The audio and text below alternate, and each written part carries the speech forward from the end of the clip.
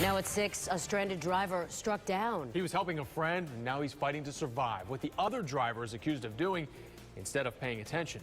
Good evening, everyone. I'm Jameis Mueller. And I'm Wendy Ryan. Thanks for joining us tonight. A Lakeland man is on life support. His friends saying a distracted driver hit him while they were pushing a stranded car off the road. ABC Action News reporter Ryan Raish shows us what happened from the perspective of the woman who survived it.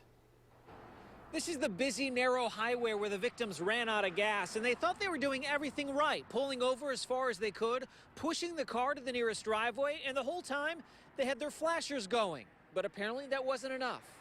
Within a second, my whole world changed. Marley Finley called David Bryan her uncle, such close, lifelong friends. The Chicago native came to town this week for what they were calling a family reunion.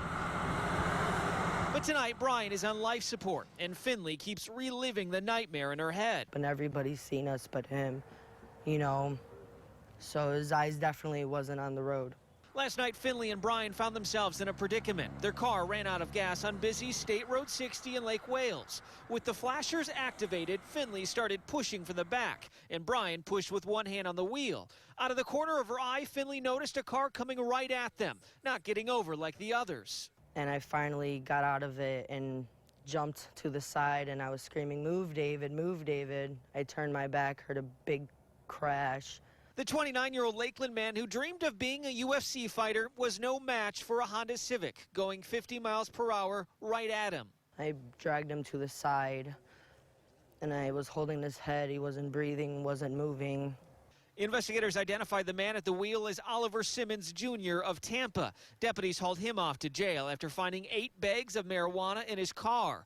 Although they found no signs of impairment or texting, Finley is convinced he had to be distracted. He's the only one who didn't see him.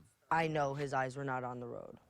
And if I lose my uncle because of him not paying attention, that would be wrong. The driver who hit Bryan right now is only facing drug charges, but the case is still under investigation. Reporting in Lake Wales, Ryan Raish, ABC Action News.